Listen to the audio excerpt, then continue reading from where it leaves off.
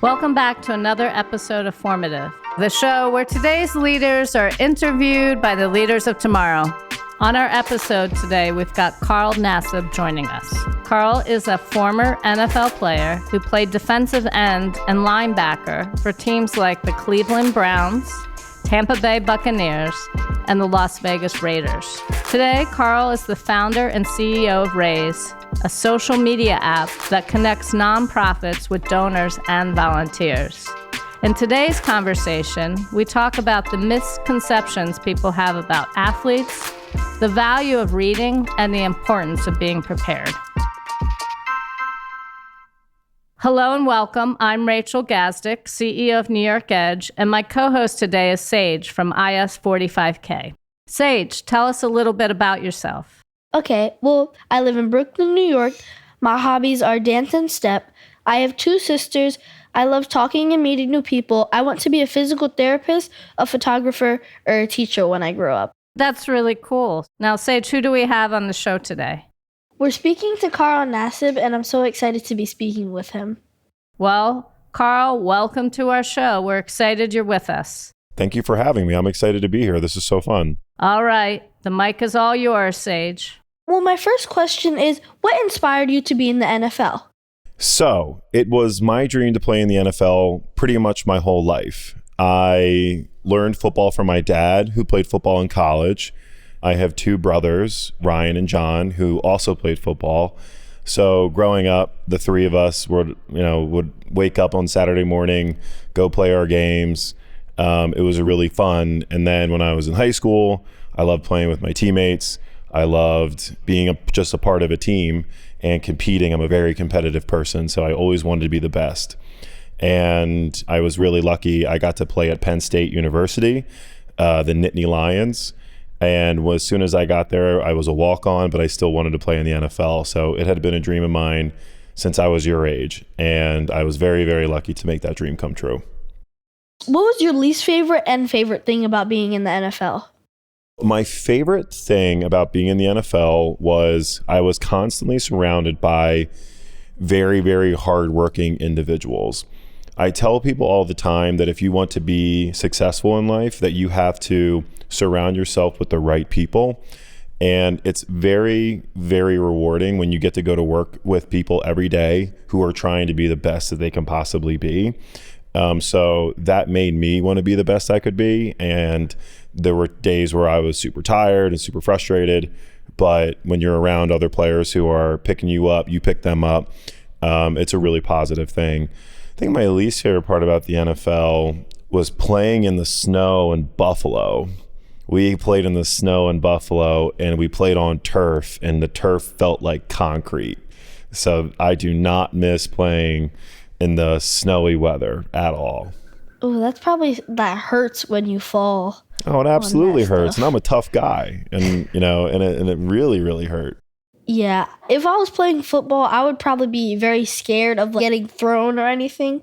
Yeah, but you would be fast. I feel like you'd be fast. Yeah, and nobody could touch you. I used to play basketball, but okay, then nice. I had to focus on one thing because basketball was outside of school and it was taking up all of my weekend. Gotcha. And my dad wanted me to go on bike rides with him and stuff.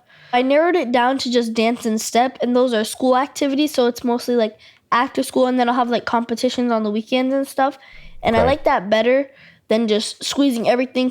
I tell people you can do anything in life, you just can't do everything. So Yes. Sometimes you have to pick what you like the most and stick to that. What was it like your college experience? So I played football at Penn State. I got my degree in biology. I love science, and I wanted to be a doctor. But like I said before, you can do anything in life. You just can't do everything. And so I got really good at football at Penn State, and I ended up going to the NFL. But if I never made it to the NFL, I wanted to have a good backup plan. And so I got my degree in biology, which was very hard. I took top level organic chemistry classes, microbiology, neurobiology, all these different, symbiosis classes.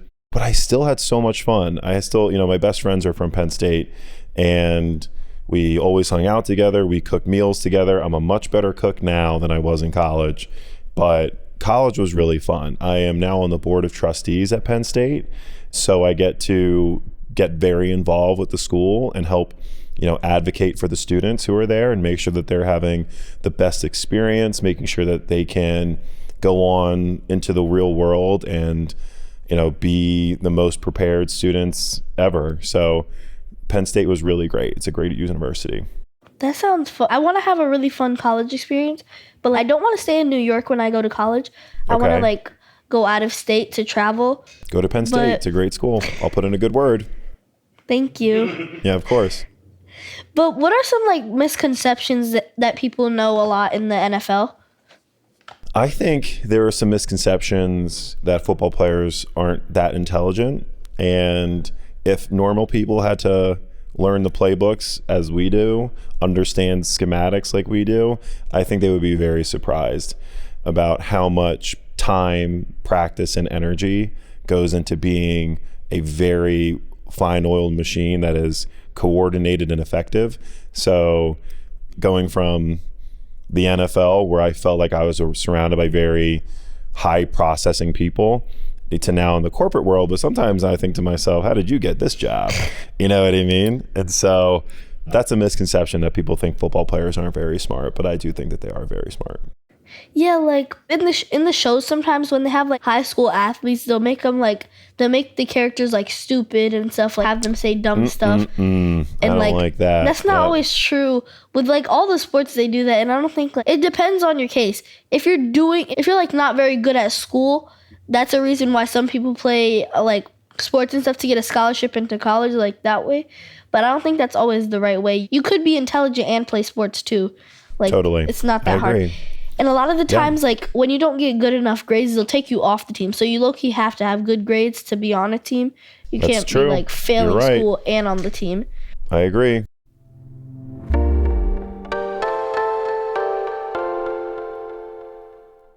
Can you tell us about your company and how you started it?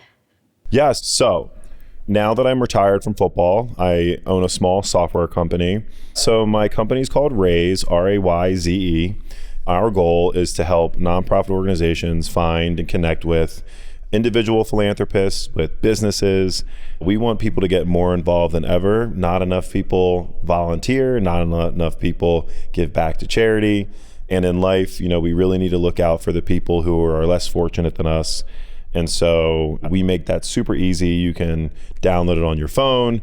Companies and nonprofits can, get it on their laptop.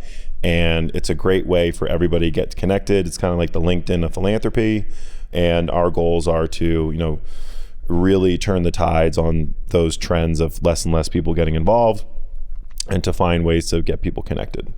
Can you tell me about some of the challenges you faced and how you dealt with them? So I think I tell people I'm a routine-oriented person. I think that consistency in life is stability. And when you have that, you can be a machine and accomplish a lot of things. But when that gets, whacked out, it's hard to center yourself, get back to work. Some of the challenges are where you're a football player, you have to travel a lot, your schedule changes. And when you're the CEO of a company, you have to travel a lot to meet people, to go to different places. So one of the things that I've learned that helps me with my challenges is a routine. And when I get taken out of my routine, that's when it's difficult. I think that I like to get up in the morning, get up early, make my breakfast, go to work, go to the gym, come home, make my dinner. So the challenges that come just with being in any profession is getting knocked out of your rhythm. Do you know what imposter syndrome is, and have you ever dealt with it? What's funny, so imposter syndrome is a term that I learned this year, and that's kind of feeling like you're not prepared enough, you're feeling insecure about if you're good enough to do the job right. And when I was at Penn State, when I was in the NFL, I never really dealt with it that much because I worked harder than everybody on my team. I put in so much time and energy. I knew so much about football. I felt really confident. But when I moved on from football and I started building a software company and I have a degree in biology, I dealt a lot with imposter syndrome because I didn't have a degree in business. I didn't have any experience. So I had to really take time, put in the extra work, listen to some business podcasts, read some books, educate myself. And so I've been doing this for about a year and a half now. And in just that last year and a half, my imposter syndrome has gone from like a 99 to maybe like a 15. It was very high a year ago. So if you're dealing with that, you're feeling a little bit insecure, you're feeling not as confident as you possibly can be, just take the time on your own to put in the work, to listen to some people who you admire, to listen to some of their quotes, and that can help you out a lot. What's your favorite quote? My favorite quote, I don't know if it's a quote, it is, success is when preparation meets opportunity. It's a good quote. It's something I say all the time, that life is crazy, life can be punishing, but one thing you can always control is how you prepare. And if you control how you prepare, and you prepare the best way you possibly can, when opportunities come your way, you will be ready to execute. So people think, oh, success is like, it's luck. The opportunities can be lucky, but your preparation is hard work, it's dedication, it's consistency, it's determination.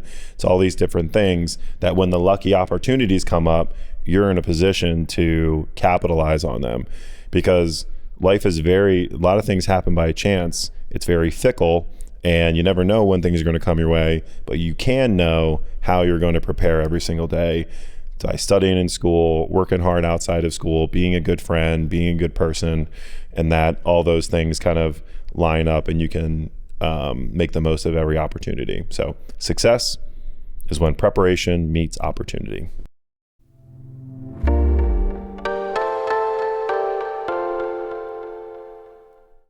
What were you like in middle school, like stuff like that?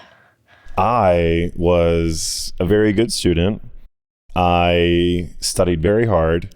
My grandmother was a teacher. My sister is a teacher. And my mom was very, strict. She made sure that we got good grades. And I would come home with a 99 and she said, that's great, but why couldn't you get 100? And so I was a very good student. I took a lot of honors classes, but all my teachers would tell you I was always chatting. They'd be like, Carl, zip your lips. And I would just say, I'm sorry, I can't help it. So some things never changed. I have tried very hard not to be as chatty as I am, but all I do is talk. So I studied hard and I got really good grades, but sometimes I did talk a little too much in class. The talking thing sounds just like my little sister. Like she gets great grades, but she will not shut her mouth in class. Her brain is running quickly. She's got things to say. Yeah. In general, I like school. Sometimes the work gets hard, but my parents, they're not as strict. It's not like they're going to punish you if you come home with a failing grade, but It's not like they encourage you to get good grades. But if you come home and you fail, they're not going to be like, no devices for a week. They'll work with you and they'll be like, oh, you got to fix that. That's amazing. I love that. So I think the more chill environment helps me work better. Some people like when your parents are strict. My parents are strict, but they just not with everything. Like they figure out what they want to be strict with. Got it. So that makes me think, how did you like to be coached when you were in the NFL? Yeah, when I was a player, I was very coachable when the coach would tell me what to do, but he would tell me why. I always wanted to know and understand, hey, we're doing this technique. I want to understand why we're doing it. You know what I mean? I want to know this is the best reason because of X, Y, Z. So a coach could yell at me, he could be calm, but as long as I understood and felt confident in the why behind everything, then I was, really good to go. You could be yelling at me, you could be really nice to me, but all that mattered to me is if you did a good job explaining why we're doing it the way we're doing it. Yeah, I like asking a lot of questions and stuff to get to break it down, understand why. Like you can't just be like, oh, go do this. Why? Because I said so. My mom, that's like her catchphrase. Like that. That's her. Oh well, your mom. Bro. Your mom's. But, moms are different. Yeah. Yeah, no, you cannot talk back. Yeah, we're talking about a coach. Yeah, coach. Yeah, sometimes it's because I said so, but most times you should be able to say why you're doing what you're doing. Yeah, like teachers and stuff, you have to be able to explain why. You can't just be like, oh, go do this. Totally. But who was the most influential person in your life and how did that impact you? I think the most influential person in my life was my grandmother. She was a teacher and she was my number one fan. After a lot of my football games in college and the NFL, she would always call me and leave a really nice voicemail saying, "Congratulations, you were fantastic." You know, she was the best. She had very good style. She always dressed to impress. She never left the house, you know, without being put together, which I always admired. She grew up in South Philadelphia and really just worked her entire life. And her work ethic is something that I think about a lot. Her capacity to love people is something I think about a lot. So she has, you know, got a lot of good legacies that I try to carry on. So our last question is this. If you could go back and have a talk with your 12-year-old self, what would you say? Oh, great question. This isn't what my answer is going to be, but I would say be quiet in class. That is definitely what I would say as like a 31-year-old to a 12-year-old, be quiet in class. But if I were to be nicer and more fun, I would say read more. I would say read a lot of books. If I could go back to when I was your age, I would have found more books that I liked. I would have read books with friends, because reading is one of the best things that you can do in life. I wish I could have read more when I was your age. Well, that's the thing. Some people think it's a chore because, like, when it's at school, you kind of don't want to read the book because that's not the type of book you're interested in.